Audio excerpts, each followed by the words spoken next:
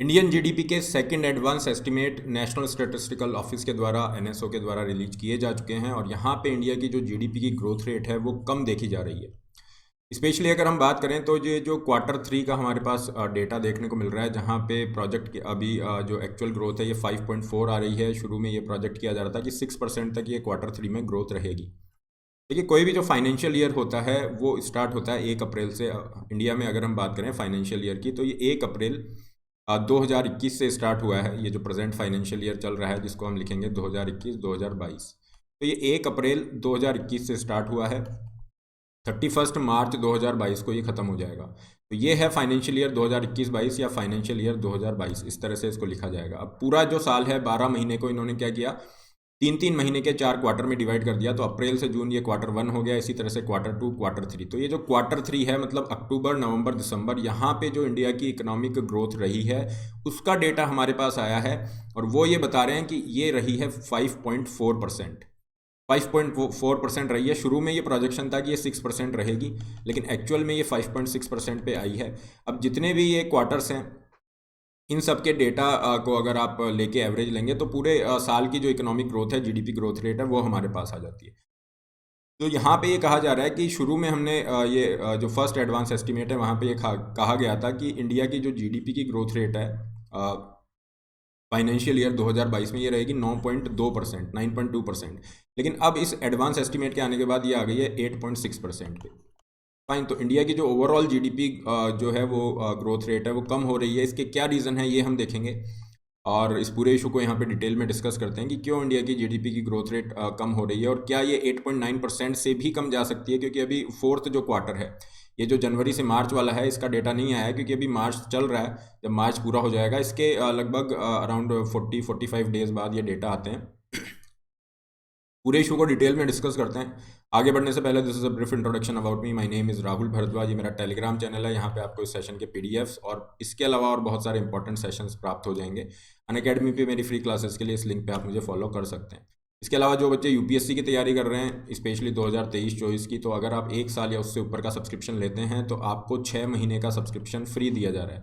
मतलब आपको फीस देनी है 12 महीने की। You will be able to access that platform 18 month के लिए। Use the code RB Live to get maximum discounts and personalise guidance. इसके अलावा कोई भी क्वेरी के रिगार्डिंग आप यहाँ पे इस पे नंबर पे भी कॉल कर सकते हैं। देखिए, जब फर्स्ट एडवांस एस्टीमेट आए थे तो वहाँ पे जो जीडीपी का एस्टिमेशन था कि ये जो फाइनेंशियल ईयर अभी चल रहा है 2022, यहाँ पे इंडिया की जीडीपी की ग्रोथ रेट 9.2%, 9.2% रहेगी। लेकिन अब जब ये क्वार्टर 3 का डेटा आया है अक्टूबर से दिसंबर का, इसके अंदर इन्होंने क्या किया, ये जो 9.2 को निकाला गया था, ये निकाला गया था 6% के हिसाब से कि क्वार्टर 3 में इंडिया की जीडीपी 6% से बढ़ेगी। लेकिन क्वार्टर 3 में एक्चुअली बढ़ी कितनी है, 5.4% से ये बढ़ रही है।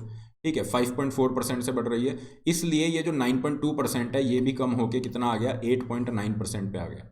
ये डेटा जो ministry of stats programme implementation NSO आपका करता है ना, नेशनल स्टैटिस्टिकल ऑफिस, इसको बनाया गया था 2019 में। ये भी ध्यान रखना एग्जाम के पॉइंट ऑफ व्यू से इंपॉर्टेंट है। इसको बनाया गया आपका NSSO और CSO। उस टाइम पे ये दो आपकी एजेंसीज थी, दोनों को क्लब करके आपने एक बना दिया।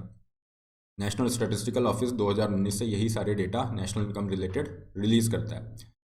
So this is the thing. अब ये इसका रीज़न क्या है, क्यों इतनी ग्रोथ रेट हमें कम देखने को मिल रही है? क्योंकि अगर हम देखेंगे पूरे फाइनेंशियल ईयर में, जैसे हमने देखा 4 क्वार्टर हैं, तो जो शुरू के 2 क्वार्टर है, क्वार्टर 1 प्लस क्वार्टर 2, इसको हम कहेंगे फर्स्ट हाफ। फर्स्ट हाफ में जो ग्रोथ रेट आ रही है जीडीपी की, ये आ रही है 14% से भी ज़्यादा। और जो सेकेंड हाफ है जिसमें क्वार्टर 3 और क्वार्टर 4 भी ऐड होगा, इसकी जो जीडीपी की ग्रोथ रेट आ रही है ये लगभग 5% ही आएगी। तो इतना डिफरेंस क्यों देखने को मिल रहा है? क्या इसका रीज़न है? क्या वाकई में सारा का सारा रीज़न इकोनॉमिक एक्टिविटीज़ से रिलेटेड है या फिर इसमें और भी कुछ फैक्टर है? तो देखिए, यहाँ पे आपको ध्यान देने की ज़रूरत है। ये क्वार्टर वाइज जो डेटा है जीडीपी का वो हमने देखा हुआ है। अब ये जो आपको ये जो फाइनेंशियल ईयर दिख रहा है 2021, इसका क्वार्टर 1 है। मतलब हम बात कर रहे हैं आपका अप्रैल 2020 की, जहाँ पे जो सबसे ज़्यादा इम्पैक्ट रहा था कोरोना का। सब कुछ बंद था, ओके, लॉकडाउन आपके मार्च में एंड में लगा दिए गए थे। तो अप्रैल मई जून ये है आपका, है ना, अप्रैल मई जून ये वाला ये पीरियड है। यहाँ पे सब कुछ बंद रहा, इकोनॉमिक एक्टिविटीज सब बंद रही। तो डेफिनेटली इंडिया की जो जीडीपी है वो माइनस में चली गई। ये देखिए -24.4 है। ये जो रेड में दिख रहा है आपको, डार्क रेड, ये जीडीपी है। और ये जो लाइट में दिख रहा है ये ग्रोस वैल्यू एडिशन है। दोनों में फ़र्क क्या होता है? फ़र्क कुछ नहीं है। ग्रोस वैल्यू एडिशन जो होता है, जिसे हम क्या कहते हैं, GVA, ये है ग्रोस वैल्यू एडिशन। इससे जीडीपी अगर आपको निकालनी है तो आपको क्या करना है, ग्रॉस वैल्यू एडिशन में प्रोडक्ट के जो टैक्स हैं इसको जोड़ दीजिए और सब्सिडीज़ को घटा दीजिए। सब्सिडीज़ को घटा दीजिए और प्रोडक्ट के टैक्स को आप जोड़ देंगे, so you will be getting the GDP. तो एक तरह से ग्रॉस वैल्यू एडिशन क्या है, नेट कंट्रीब्यूशन आपका कितना है। फाइन, तो ये चीज़ें ध्यान रखना एग्जाम में काफ़ी इंपॉर्टेंट होती हैं। अब हम आते हैं ये जो पूरा क्वार्टर है फाइनेंशियल ईयर 2021 का, यहाँ पे कोरोना का इम्पैक्ट था, इसलिए जीडीपी की जो ग्रोथ रेट है ये क्या है, माइनस में है 24.4%। 24.4%। और इसका क्या इम्पैक्ट रहा, आपकी ये जीडीपी ग्रोथ रेट माइनस में रही। फाइन, और फिर धीरे धीरे आपका क्या होगा, खुलना स्टार्ट होता है लॉकडाउन वगैरह, ओके, तो ये थोड़ा सा कम होता है लेकिन फिर भी माइनस में रहता है। और ये सक्सेसिव 2 क्वार्टर के लिए माइनस में जब जीडीपी ग्रोथ रेट होती है तो उसे हम टेक्निकल एक वर्ड यूज़ करते हैं, रिसेशन। कि अगर आपके कॉन्जिक्यूटिव 2 क्वार्टर के लिए माइनस में जीडीपी आपकी चली गई है तो उसके लिए रिसेशन वर्ड यूज़ किया जाता है। लेकिन फिर हमने देखा जैसे जैसे रेस्ट्रिक्शन हटे, इंडिया वहाँ से बाहर आना स्टार्ट हुआ और पॉजिटिव ग्रोथ रेट आना स्टार्ट हो गई। तो अब जो क्वार्टर रहा है ना, इस फाइनेंशियल ईयर की हम बात कर रहे हैं, यहाँ पे जो अप्रैल का टाइम था, अप्रैल 2021 का जो टाइम था, इस फाइनेंशियल ईयर के फर्स्ट क्वार्टर की हम बात कर रहे हैं, तो यहाँ पे ये 20% की जीडीपी ग्रोथ रेट दिखा रहा है। क्यों दिखा रहा है, क्योंकि इसको ये जो 20% निकाला गया है किसके कंपैरिजन में निकाला जा रहा है, ये इस क्वार्टर के कंपैरिजन में, ये वाला जो है इसके कंपैरिजन में, तो ये आपका पहले ही कम है।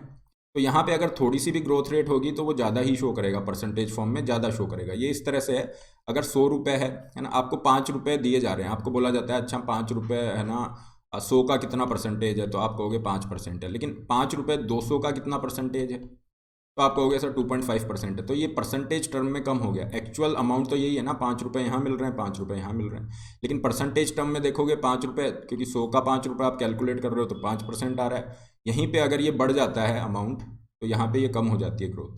तो यहाँ पे आपको ये ज़्यादा ग्रोथ क्यों मिली, क्योंकि आप कम बेस पे कैलकुलेट कर रहे हो। ये जो बेस है ये आपका क्या है, लो बेस है। फाइन, तो इसलिए आपको जो क्वार्टर 1 है इस फाइनेंशियल ईयर का, वहाँ पे 20% आपको जीडीपी ग्रोथ रेट देखने को मिल रही है, क्योंकि यहाँ पे नेगेटिव था। ये जो बेस था ये क्या था, लो बेस था। ये बेस इफेक्ट को ध्यान रखिए, एक बहुत बड़ा मेजर फैक्टर ये है, क्योंकि आप देखोगे फिर सेकंड जो आपका आ रहा है यहाँ पे डेटा 8.4% की ग्रोथ, ये भी नेगेटिव पे ही बेस लेके आ रही है। फिर हमने देखा इंडिया की जीडीपी की जो ग्रोथ रेट है वो पॉजिटिव में आ जाती है, लेकिन कम है पॉजिटिव में, लेकिन पॉजिटिव में अब वो आ गई है। ठीक है, तो यहाँ पे इस बेस से आप कैलकुलेट करोगे तो डेफिनेटली आपको ये कम ग्रोथ देखने को मिलेगी। जहाँ तक हम financial year, last financial year की बात करें जो 2021 था, वहाँ पे इंडिया की टोटल जीडीपी की जो ग्रोथ रेट थी माइनस में थी, -6.6%। एक तो ये बेस इफेक्ट वाली बात हुई, बहुत इंपॉर्टेंट हो गई। अब यहाँ पे ये जो डेटा दिया गया है इसमें ये बताया गया है कौन कौन से सेक्टर में कम और ज़्यादा है। तो इसको पूरे को अगर हम समरी के रूप में देखें तो यहाँ पे ध्यान देना होगा।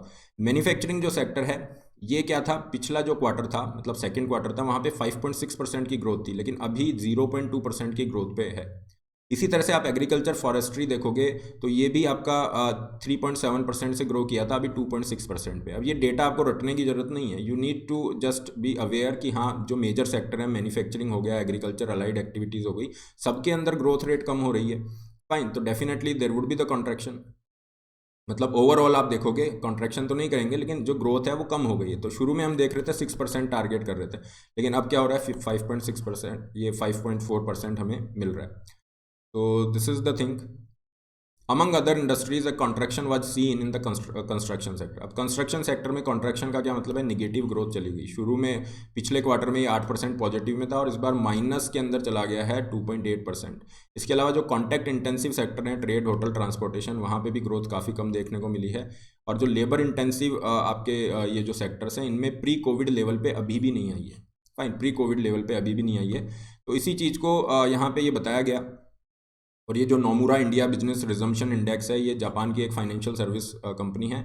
ये क्या करती है, प्री कोविड लेवल पे है ना, प्री कोविड के कंपैरिजन में वीकली बेसिस पे डेटा बताती है कि हाँ इस वीक में कैसा है प्री कोविड के कंपैरिजन में। तो आप देखोगे ये पहले जो है कुछ वीक्स पहले 116 था और ये जनवरी में डिप करके 100 पे आ गया। क्यों आ गया 100 पे मतलब प्री कोविड के आसपास ही हम, प्री कोविड से तो ऊपर हैं, लेकिन आप ये देखोगे ये जो ओमिक्रॉन जो था या जो इंडिया की जो थर्ड वेव थी है ना, उसके इम्पैक्ट को यहाँ पे कहीं ना कहीं दर्शा रहा है। इंडिया के जो थर्ड वेव है उसका इम्पैक्ट आना स्टार्ट हो गया था और यही आरबीआई की तरफ से भी मेंशन किया गया है कि इंडिया का जो इकोनॉमिक मोमेंटम है उसको नुकसान पहुंचा, कहीं ना कहीं ये जो थर्ड वेव थी इसका इम्पैक्ट हमें क्वार्टर 4 के डेटा में भी देखने को मिलेगा।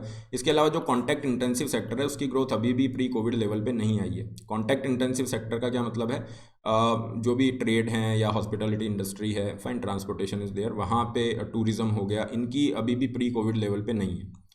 इसके अलावा अगर हम बात करें तो प्राइवेट कंजम्पशन है, इसके भी आपके स्लो डाउन होने के चांसेस हैं, नेक्स्ट क्वार्टर में और कम हो जाएगा। ग्रोस फिक्स्ड कैपिटल फॉर्मेशन मतलब इन्वेस्टमेंट जितना होता है, इन्वेस्टमेंट पे जितना खर्चा होता है उसकी बात की जा रही है, तो ये भी कम हो रहा है। तो ये दोनों अगर स्लो डाउन हो रहे हैं तो हमारे को जो क्वार्टर 4 का डेटा मिलेगा वो डेफिनेटली वहाँ पे जो जीडीपी की ग्रोथ रेट है वो और कम देखने को मिलेगी। क्योंकि जीडीपी को अगर हम एक्सपेंडिचर के पॉइंट ऑफ व्यू से देखते हैं तो उसमें जो कंजम्पशन एक्सपेंडिचर है और इन्वेस्टमेंट एक्सपेंडिचर है, ये दोनों मिलके 85% से भी ज़्यादा रिस्पॉन्सिबल है। क्योंकि बचा हुआ एक्सपेंडिचर कौन करेगा, सरकार करेगी, या फिर जो नेट एक्सपोर्ट इम्पोर्ट पे आ रहा है आपका। तो यहाँ पे आप देखोगे ये दो मेजर सेक्टर जिनमें आपका स्लो डाउन आ रहा है, ये दोनों 85% जीडीपी के लिए रिस्पॉन्सिबल हैं। तो आगे आने वाला टाइम और थोड़ा डिफिकल्ट रहेगा। इसके अलावा जो on going Jio political crisis चल रहा है रशिया और यूक्रेन के बीच में, ये भी हमें ध्यान रखना होगा, क्योंकि इसकी वजह से क्रूड ऑयल की प्राइसेस बढ़ रही हैं, तेल महंगा हो रहा है, और इसके अलावा और भी इन्फ्लेशनरी प्रेशर रहेगा। यूक्रेन की तरफ से जो सनफ्लावर ऑयल है, खाद्य तेल है, इस तरह की चीज़ें, वो आपका इशू क्रिएट करेगा। तो कहीं ना कहीं इसका इम्पैक्ट अब हमें जो क्वार्टर 4 का डेटा है उसमें देखने को मिलेगा, क्योंकि मार्च का पूरा जो महीना है उसको ये इम्पैक्ट करेगा, ओके, और फरवरी को इम्पैक्ट करेगा, ऑलरेडी इसने इम्पैक्ट करना स्टार्ट कर दिया है। तो इंडिया के लिए डेफिनेटली फोर्थ क्वार्टर में डाउन साइड रिस्क ज़्यादा हैं, और जो डाउन साइड रिस्क हैं तो इसकी वजह से ओवरऑल जो अभी हम बात कर रहे हैं कि हाँ पहले 9.2% था, इस फाइनेंशियल ईयर में पूरे साल का जो जीडीपी ग्रोथ रेट अब 8.9 पे आ गया। हो सकता है ये और कम हमें देखने को मिले, अगर और कम रहता है तो उसमें कोई सरप्राइज नहीं होगा। This is all, PDF of the session will be available on this Telegram, इस टेलीग्राम पे आप जुड़ सकते हैं। इसके अलावा और बहुत सारे सेशन हैं जिनके लिए आप मुझे यहाँ पे ज्वाइन कर सकते हैं। अनअकैडमी के साथ आप जा सकते हैं कॉम्बो सब्सक्रिप्शन में, जहाँ पे आपको पर्सनल कोच मिल जाते हैं, ओके, मेंटरशिप यहाँ पे मिल जाती है, यहाँ पे हैवी डिस्काउंट्स ऑफर किए जा रहे हैं। Use the code RB Live to get maximum discounts. केवल जीएस के लिए जाना चाह रहे हैं तो ये केवल जीएस का सब्सक्रिप्शन है, ये आपकी आइकॉनिक की फी स्ट्रक्चर है।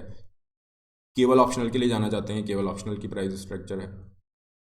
Loan facility link is also there, okay. Prelims के लिए आपकी टेस्ट सीरीज चल रही है, जहाँ पे 6 मंथ के लिए आपको 28 नंबर ऑफ टेस्ट दिए जा रहे हैं प्रीलिम्स में, और इसकी प्राइस है आपकी 3000 रुपीज़। इसी तरह से 1 ईयर के लिए जा रहे हो तो 4000 की फीस के साथ आप जा सकते हो। लाइव मेंटरिंग प्रोग्राम के बेनिफिट ले सकते हो, नए बैचेस स्टार्ट हो रहे हैं, इनमें अपना सिलेबस आप कंप्लीट कर सकते हैं। स्कोर बूस्टर टेस्ट सीरीज और फ्री मेगा टेस्ट सीरीज में भी आप पार्टिसिपेट कर सकते हैं। तो this is all, don't forget to like, share, subscribe. All the best, have a great day.